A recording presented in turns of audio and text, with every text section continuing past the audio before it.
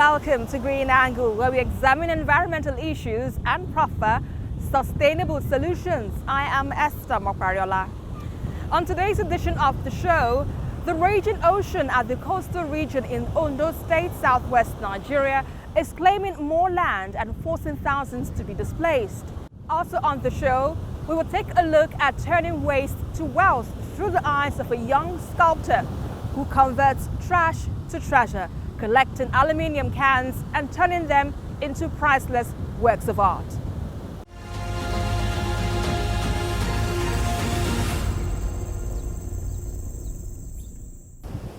Coastal communities in Ondo State face a number of challenges. One community that cuts a pitiable picture is Ayetoro community in Ilaje local government area of the state, where a significant number of persons have been forced out of their homes. Sarah Ayeku reports. This is a view of Ayetoro, a coastal community in Ilaje local government area of Ondo in 2018. With houses standing and its walkway to the sea intact and clearly visible. Fast forward to October 2020, more than half of the walkway on Broad Street is completely lost to the sea. The Holy Apostles Church, the City Hall, the Happy City College, founded in 1977, the alma mater of many Elijah's sons and daughters, and hundreds of houses have been swallowed by the ocean, even as the community waits for the promises from the state and federal governments to be fulfilled. The encroachment has finally gotten to the Broad Street. These videos, taken on the 30th of April, were sent to us by some residents of Ayetoro. It shows how dire the situation is now, leaving the community helpless and at the mercy of the sea. The fraction that is left is even less than 10% of the total landmass of Ayetoro as we know it of. Some of them found shelter there with their friends. Some have gone to neighboring communities. They have relocated to some neighboring communities. Some has gone as far as Ibokoda.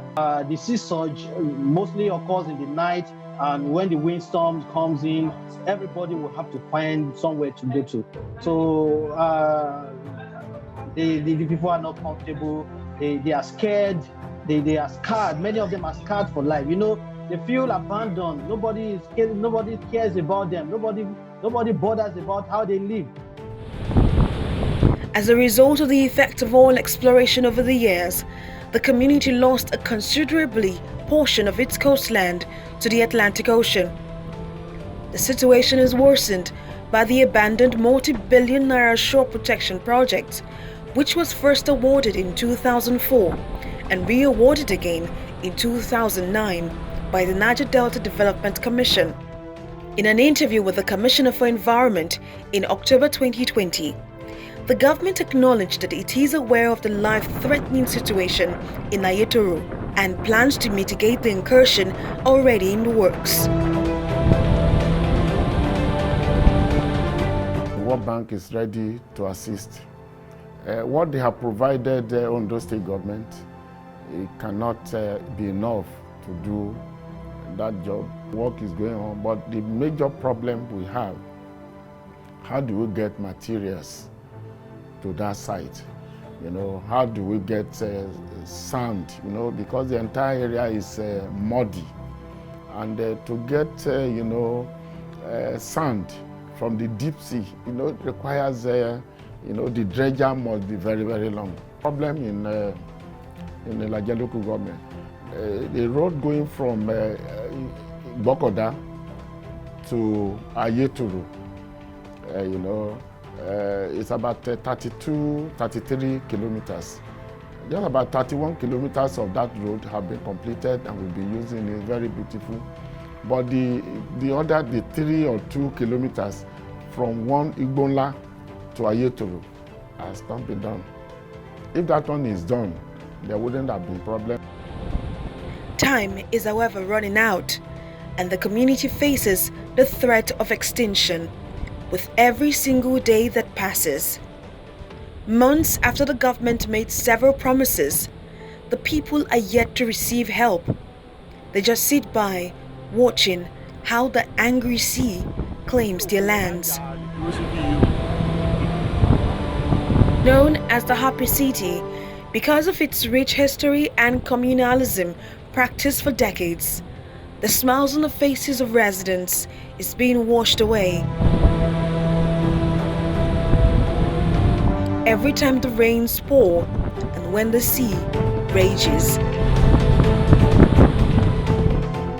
I had a chat with Dr. Regina Folorunshaw on this environmental challenge, and she tells me one of the leading causes of coastal erosion and ocean surge is climate change.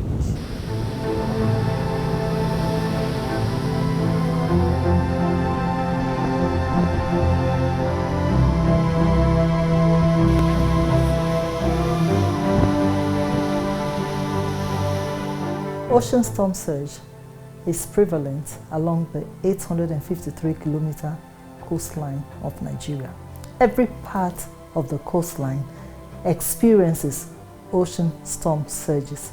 And this happens in the months of April to May, and then from September to October, we'll have ocean storm surges, meaning that sometimes we have storm surges twice in a year. It is unfortunate that now a lot of communities have to face the blunt end of the surge, because we advise them from the Nigerian Institute for Oceanography that no one should live near the coastline. They should give about 100 meters gap from the coastline to where they will start building their houses. But I think even that rule should be reviewed, because sea levels have risen because of climate change. So people should not live close to, let's say, 300 meters away from the shoreline, not 100 meters, which was before the setback line.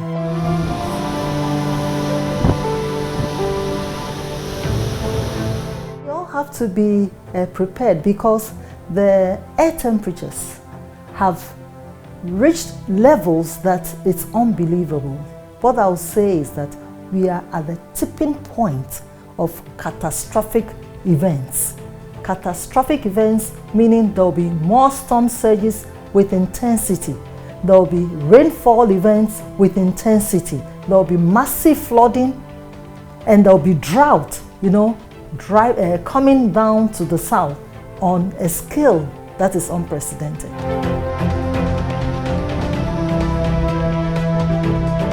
We have to start thinking of risks, looking at people who are going to be at risk, and finding a way of telling them, informing them that things are not going to be as normal as before.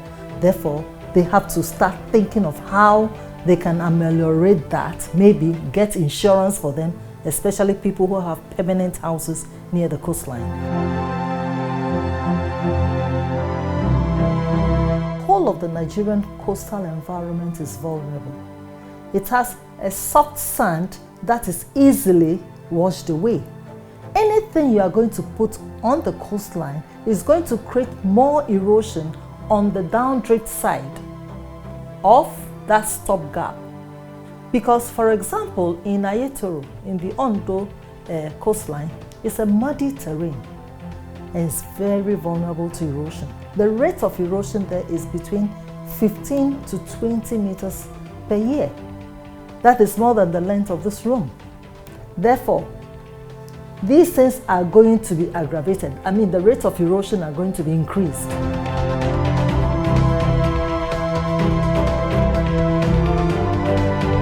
The sand that comes down to replenish our beaches has stopped coming because people are mining it upstream. Naturally, all the sand on the beach comes down from the rivers. The rivers have all been mined, the sand has been winned, and none. The amount of sediment coming down our coast is almost zero. So how will the beach get replenished naturally?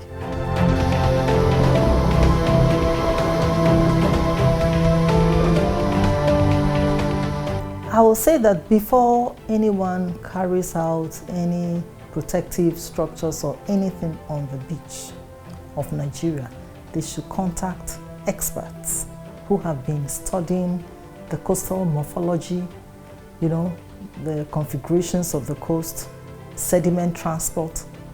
They don't just go and do anything. There should be an evaluation of that beach, what to do on that beach before they carry it out. So when you put all those things together, you will have a clear understanding of what to do on that beach.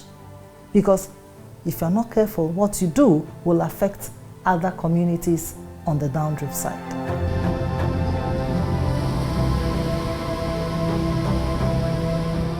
The updrift side of every eroding beach should be monitored critically.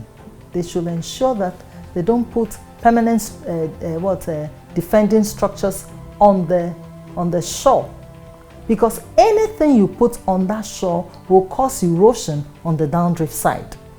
So communities have to be very up and doing, protecting their community or their shore by ensuring that nothing is happening on the other side of their shoreline.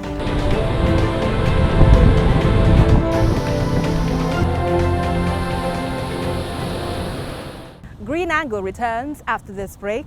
Stay with us.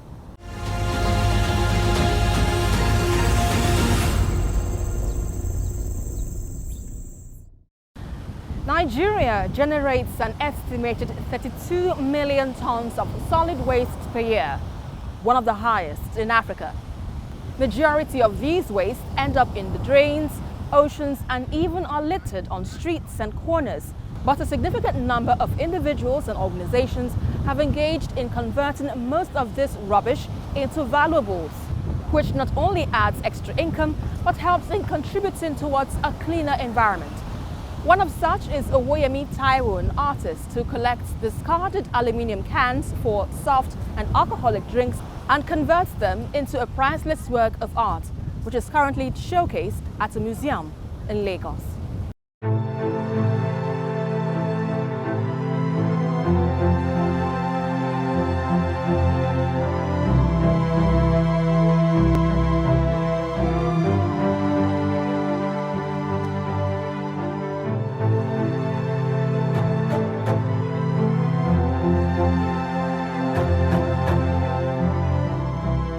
What informed me using that kind of material is the level I got to in my career, that I really need to create a distinct style and statement as an artist for myself. I source for various material that can actually stand out in exhibitions and in the art industry. So I use this material. I initially started using them for collage, which I just juxtapose the colors together, and the response I get from such works then was nice, but immediately I explored further. I found out that I can actually use it for something more creative and something more technical, and that's what informed me venturing into the technique called repoussé. Repoussé is a French language, which means to push from the back, repoussé.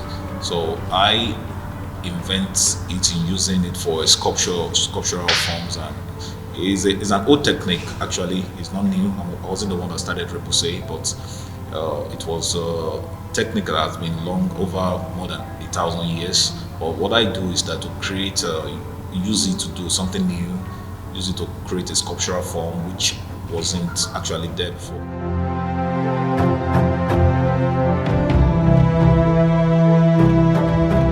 This particular style of work was started 2018 specifically. I have my last solo exhibition 2016, so I have various of style, painting, collage, installation art, but at that moment I needed to create a kind of brand for myself. I got to know in that last exhibition I did, and I needed to create a particular brand for myself, and that's one of the things that informed me creating a particular brand, which I term as repoussé assemblage sculptures.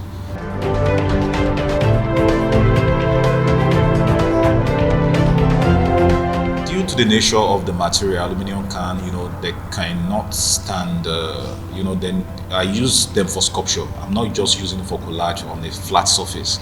So I use wood, as they are, even us as human, God created us we have bone inside us. Without the bone, we can't stand. So we call them amateur. It's an actual term, amateur. I use the wood inside them as an amateur. So I just use the plates to cover it and to cover the forms to make it more of what I really wanted to be.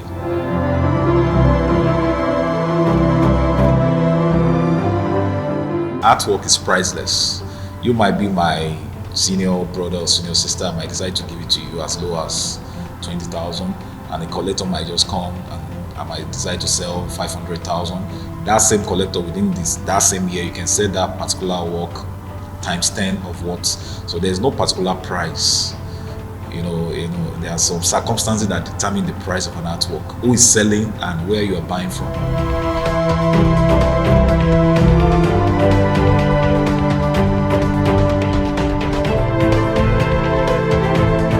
Initially, when I was actually exploring and when I didn't know how it's going to turn out to be, I go around, pick some fuels from the junkyard, from the dustbin. But recently, I really found that I can't do that anymore because I use them in mass now. So I have to pay some young guys around me, give them some little tips it's just a kind of poverty alleviation to empower some other people and stuff like that. So they bring them to me whenever they have them in mass. They bring them to me. I pick them. I give them some token, and they are happy doing it. Although most time they don't actually know what I use them for, because if they actually know what I'm using them for, they would have increased the price.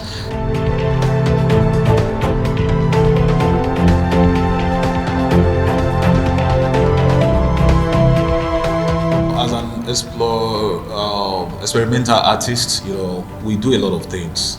There might be a time I get tired of using these particular materials, but that time hasn't come yet. And I would like to say I don't determine such time. Creating an art is spiritual at times.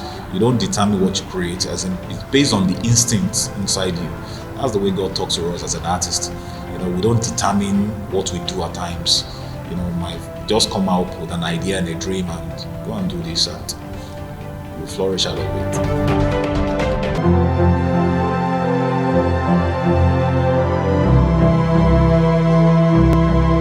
This particular one is an interesting one. It's called Jubilant. At times, no matter what you do, try to be happy doing it. Don't get to a stage in life that you have to be forced to do what you have to do in life. At times when you are forced to do a particular thing, even at your particular job, you won't get the best result you want, but try to create the happiness from you to get that best result. Let the success of the work determine on how to put on it.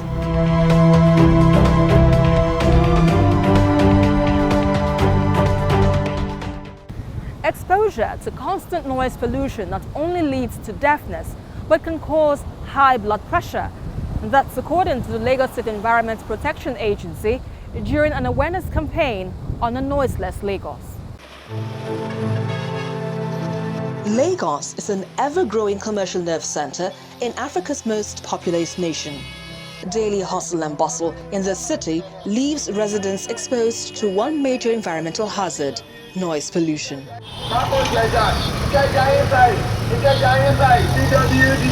Motor parks, markets, and even worship centers are risk factors identified as contributing to the challenge in this mega city.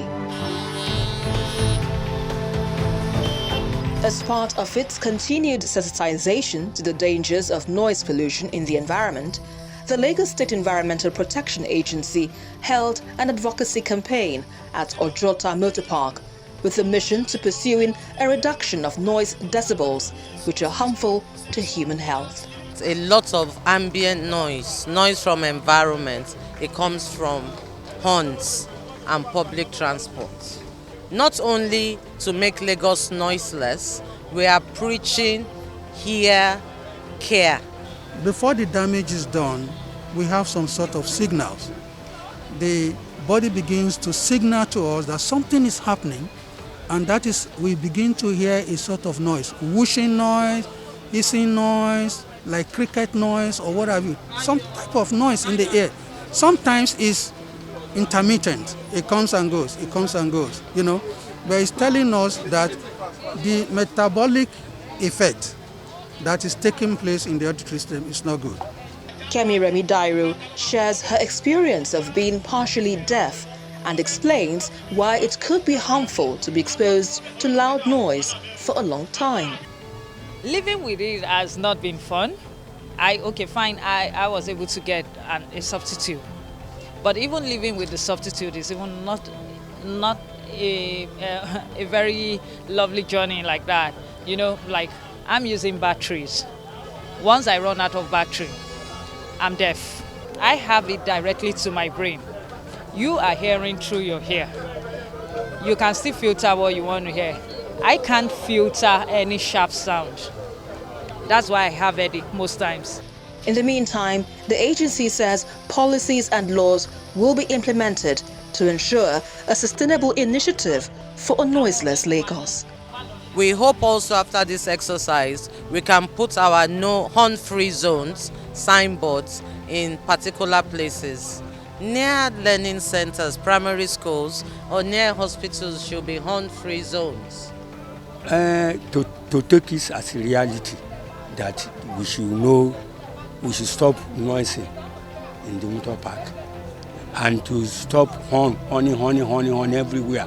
When it's not necessary, you should not horn.